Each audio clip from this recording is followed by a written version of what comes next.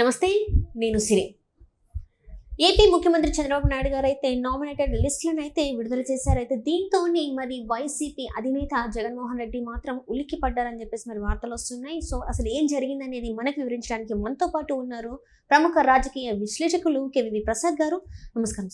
నమస్తే. సరే, ఇప్పుడు చూస్తున్నట్టయితే ఏపీ ముఖ్యమంత్రి చంద్రబాబు నాయుడు గారు అయితే నామినేటెడ్ లిస్టులను అయితే విడుదల చేశారు. దీంతోనే మరి జగన్మోహన్ రెడ్డి ఉలికి పడ్డారని చెప్పేసి మరి అంటే ఆ లిస్ట్ని చూసి ఉలికి పడ్డారని చెప్పేసి మరి వార్తలు వస్తున్నాయి. సో అసలు ఏంటి అన్నట్టు మరి ఇప్పుడు ఒకటేమ్మా, జగన్మోహన్ రెడ్డి నా బీసీలు, నా ఎస్సీలు, నా ఎస్టీలు, నా మైనార్టీలు అంటాం. అది కేవలం ఏంటంటే జనాల్ని మభ్య పెట్టడం కోసమే తప్పించి ఏదో వాళ్ళమ్మ వీళ్ళందరూ కూడా వీళ్ళ భార్య వీళ్ళందరూ కూడా ఎలక్షన్ టైం వచ్చినప్పటికి ఆ బైబిల్ పట్టుకు తిరగడం తప్పించి కేవలం ఆ వర్గాలని మోసం చేసి వాళ్ళ ఓటు బ్యాంక్గా మార్చుకుని వీళ్ళ పబ్బం చేసుకోవడానికి చేసే ఆ కుళ్ళు కుతంత్రాలు తప్పించి వీళ్ళ దగ్గర ఆ నిజాయితీ కానీ, ఆ నిబద్ధత కానీ, ఆ నీతి కానీ లేదు. బట్ ఏదో చెబుతారు కదా, పనిచేసేవాడు మాటలు తక్కువ మాడతాడు, పని చేయనివాడు మాటలు ఎక్కువ మాడతాన్నట్టుగా జగన్మోహన్ రెడ్డి మాట్లాడితే మడం తిప్పను, మాట తప్పను, ఇటువంటి వ్యవహారాలు తప్పించి ఎక్కడ కూడా ఏదైతే ఈ వర్గాలు ఉన్నాయో, అణగారిన వర్గాలు ఉన్నాయో, ఈ బీసీలు, ఎస్సీలు, ఎస్టీలు, మైనార్టీలు ఏ రోజున కూడా వాళ్ళకి ఎక్కడ కూడా న్యాయం చేసిన తీరు లేదు. సో ఏదైనా నిజంగానే మినిస్ట్రీ ఇచ్చినా కూడా, ఇప్పుడు హోమ్ మినిస్ట్రీ ఇచ్చినా, వేరే ఏదైనా మినిస్ట్రీ ఇచ్చినా కూడా కేవలం వీళ్ళే, ఇతనికి సంబంధించిన సుబ్బారెడ్డి కానీ, ఇతనికి సంబంధించిన సాయిరెడ్డి కానీ, ఇతనికి సంబంధించిన మిథున్ రెడ్డి కానీ, ఇతనికి సంబంధించిన సజ్జల రెడ్డి కానీ, వీళ్ళే మొత్తం సకల శాఖ మంత్రులుగా మారి, సజ్జల రెడ్డిని చూసాం కదా మనం ఏ విధంగా అయితే మొత్తం అన్ని శాఖలకి తానే మంత్రిగా వ్యవహరించి కేవలం వాళ్ళు ఏంటంటే ఒక రబ్బర్ స్టాంపుల్లాగా ఒక డమ్మీ మంత్రులుగానే మిగిలిపోయారు. నిర్ణయాలు కానీ, వీళ్ళు తీసుకునే యాక్షన్స్ కానీ, ఇంప్లిమెంటేషన్స్ కానీ అన్నీ కూడా వీళ్ళ కనుసన్నల్లోనే. వాళ్ళు కేవలం ఇక్కడ సంతకం పెట్టు, ఇక్కడ కూర్చో, ఇక్కడ నుంచో అని చెప్పడమే తప్పించి ఆ శాఖల నుంచి వచ్చే ఆదాయాలను కూడా సింహభాగం వీళ్ళే తినేశారు. సో వాళ్ళు కేవలం ఏంటంటే నామకవాసి మంత్రులు అంతే. అదేవిధంగా జగన్మోహన్ రెడ్డి యొక్క పరిపాలనలో తీసుకుంటే మీరు అది నామినేటెడ్ పోస్టులైనా, లేకపోతే మంత్రి పదవులైనా, ఎమ్మెల్యే టికెట్లైనా, ఎంసీ టికెట్లైనా, ఎమ్మెల్సీ టికెట్లైనా, ఎంపీ టికెట్లైనా, ఇటు రాజ్యసభ అయినా కేవలం ఎప్పుడు కూడా తన సామాజిక వర్గానికి, తనకు కావాల్సిన వాళ్ళకే పెద్దపీట వేసాడు. కానీ సో ఎప్పుడు కూడా ఈ యొక్క టీడీపీ గవర్నమెంట్లో జరిగినట్టుగాను, లేకపోతే బాబు గారి యొక్క హయాంలో జరిగినట్టుగా కూడా ఏ రోజును కూడా ఆ సమన్యాయం పాటించిన దాఖలాలు కానీ, ఆ సామాజిక న్యాయానికి పర్ఫెక్ట్ ఎగ్జాంపుల్ ఎవరంటే చంద్రబాబు నాయుడు గారే. ఆయన ఒక తరాసు పట్టుకుని ఇటు అటు కాకుండా కరెక్ట్గా తూకం వేసి అందరికీ కూడా ఆయన సమన్వయం చేసే వ్యక్తి. ఇప్పుడు అదేవిధంగా ఇప్పుడు ప్రకటించిన ఈ ఒక 20 కార్పొరేషన్ల చైర్మన్లు కూడా తీసుకుంటే దీంట్లో సింహభాగం అంతా కూడా చేస్తే అణగారిన వర్గాలకే ఇవ్వడం జరిగింది. సో బీసీలకి 7 స్థానాలు ఇచ్చారు, ఎస్టీలకు 2 ఇచ్చారు, ఎస్సీకి 1 ఇచ్చారు, మైనార్టీకి 1 ఇచ్చారు. సో 11 స్థానాలకు ఇంకా వీళ్ళకి వెళ్ళిపోయినాయి. సో మిగతా స్థానాలు అందరూ చూశారు కదా మీరు. ఇంకా మిగతా ఉన్నారు కదా, రెడ్డీసు, కమ్మాసు, రాజులు, వైశాసు, లేకపోతే ఈ విధంగా ఇంకా రకరకాల మిగతా కమ్యూనిటీలకు ఇవ్వడం జరిగింది. సో అదేవిధంగా వీటితో పాటు ఈ 7 కార్పొరేషన్లే కాకుండా దీనికి సంబంధించిన మెంబర్స్ కూడా ఉంటారు. సో దగ్గర ఒక 64 మంది మెంబర్స్ కూడా ఇవ్వడం జరిగింది. అది కూడా అదే ఆ సామాజిక న్యాయం ప్రాతిపదికన అత్యధికంగా కూడా ఎవరైతే ఈ వర్గాలకే పెద్దపీట వేయడం జరిగింది, బీసీలకి, ఎస్సీలకి, ఎస్టీలకి, మైనార్టీస్కి. సో ఎవరైతే పార్టీ కోసం అంకిత భావంతో పనిచేశారో, ఎవరైతే పార్టీ కోసం కష్టపడ్డారో, కష్టకాలంలో పార్టీకి అండగా నిలిచారో, కేసులు పెట్టించుకుని దెబ్బలు తిని జగన్మోహన్ రెడ్డి యొక్క దాష్టికాలకి, దౌర్జన్యాలకి, దుర్మార్గాలకి ఎదురొడ్డి ప్రాణాలను కూడా అడ్డం పెట్టి పార్టీ కోసం పోరాడారు. ఆ నీతి, నిబద్ధత, ఆ ఇంటిగ్రిటీ, ఆ డిగ్నిటీ, ఆ యొక్క క్రెడిబిలిటీ, ఆ ఆనెస్టీ, ఆ లాయల్టీ అనే బేసిస్ మీద ఎవరైతే వీళ్ళు ఉన్నారో సో వాళ్ళందరికీ కూడా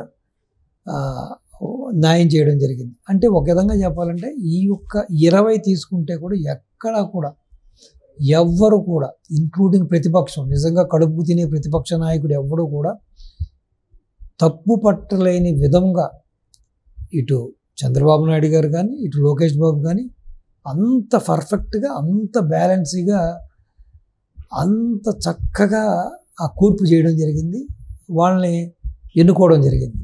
సో అది పరిపాలన దక్షత అంటే, అది ఒక సామాజిక న్యాయం అంటే, అది ఈ బడుగు బలహీన వర్గాల మీద ఒక పార్టీకి, ఒక పార్టీ అధినేతలకి ఉన్న కమిట్మెంట్కి ఇది ఒక ఫైనెస్ట్ ఎగ్జాంపుల్.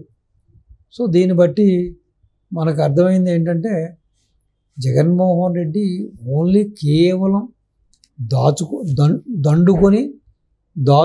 దోచుకోవడానికే అధికారంలోకి వచ్చాడు. తండ్రి అధికారాన్ని ఏ విధంగా పెట్టుకుని దోచుకున్నాడు చూసాం, ఈ 5 ఏళ్ళలో ఏ విధంగా చేశాడో కూడా చూసాం. కాబట్టి సో అసలు పరిపాలన అంటూ ఇలా ఉండాలి, ఇది పరిపాలన అనేదానికి ఫైనెస్ట్ ఎగ్జాంపుల్ చంద్రబాబు నాయుడు గారు, లోకేష్ బాబు, ఆ టీమే.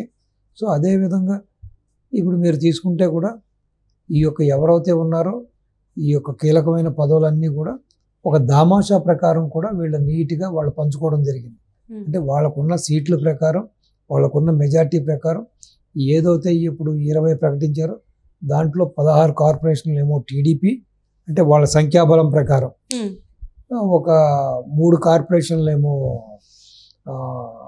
జనసేన, ఒక కార్పొరేషన్ బీసీపీకి ఇవ్వడం జరిగింది.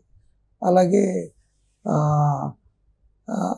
మెంబర్స్ని కూడా ఆ విధంగానే ఆ దామాషా ప్రకారమే వాళ్ళు పంచుకోవడం జరిగింది. సో ఎక్కడ కూడా మీరు చూశారు, ఒక్క అసమ్మతి గళం కూడా బయటకు రాలే.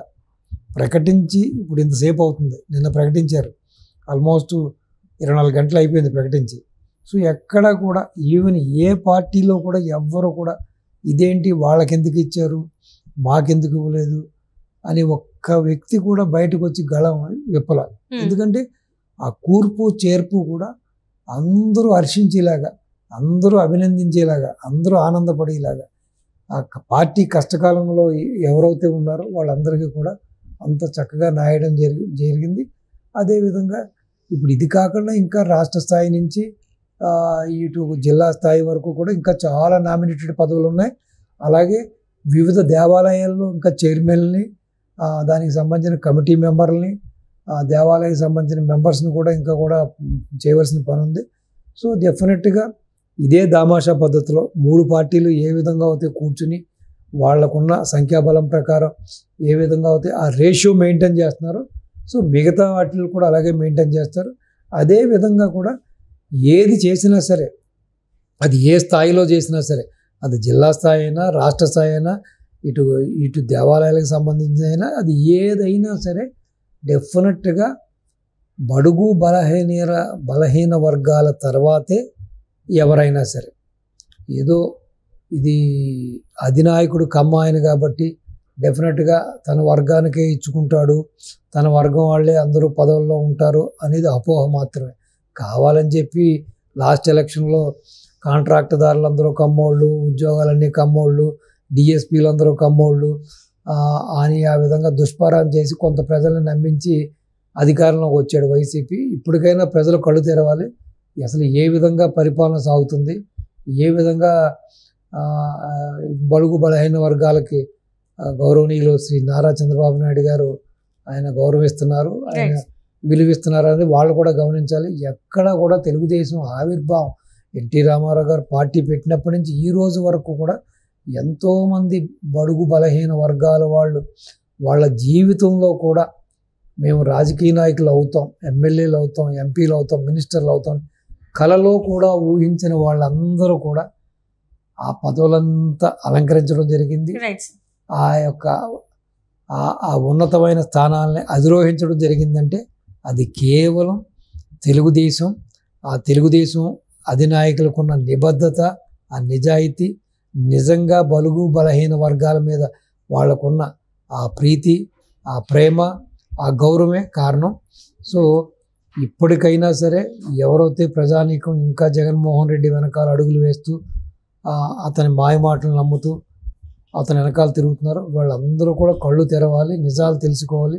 ఒక సామాజిక న్యాయం జరగాలన్నా, ఒక సామాన్యుడు అసామాన్యుడిగా మారాలన్నా, ఎటువంటి బ్యాక్గ్రౌండ్ లేని వాళ్ళు కూడా ఆర్థికంగా కానీ రాజకీయంగా కానీ ఎటువంటి అండదండలు లేని వాళ్ళు కూడా తెలుగుదేశం పార్టీని నమ్ముకుని నియమ నిబద్ధంతో నిజాయితీగా పార్టీ కోసం కష్టపడితే సో ఇటువంటి అవకాశాలు వస్తాయనడానికి ఇది ఒక ఫైనెస్ట్ ఎగ్జాంపుల్ అమ్మా. ఈ యొక్క 21 చైర్మన్లు ఏదవుతుందో ఇది ఒక ఫైనెస్ట్ ఎగ్జాంపుల్. సో కాబట్టి ఎప్పటికైనా ఆంధ్ర ప్రజానీకం కానీ ఆ యొక్క వైసీపీ ప్రభుత్వంలో ఉన్న కార్యకర్తలు కానీ నాయకులు కానీ కళ్ళు తెరిచి ఈ జరుగుతున్న వాస్తవాలను కలిసి జగన్మోహన్ రెడ్డిని పూర్తిగా పక్కన పెట్టి సో వాళ్ళకి ఇష్టమైన ఈ 3 పార్టీల్లో ఏ పార్టీలో జాయిన్ అవుతే ఇటు రాష్ట్ర శ్రేయస్సు కొరకు, రాష్ట్ర భవిష్యత్తు కోసం, ప్రజల భవిష్యత్తు కోసం పోరాడిన వాళ్ళు అవుతారు. వాళ్ళకు కూడా ప్రజలు కూడా వాళ్ళని హర్షిస్తారు. సో కాబట్టి ఇది నిజంగానే ఒక గొప్ప ఒక ఏమనాలి చరిత్రలో మిగిలిపోయే విధంగా ఈ విధంగా కార్పొరేషన్ సెలెక్ట్ చేయడం అనేది ఇది నిజంగానే hats off to Chandrababu Naidu garu, hats off to Pawan Kalyan garu, hats off to Brindeshwari garu, hats off to Nara Lokesh Babu garu. Thank you so much. నమస్తే.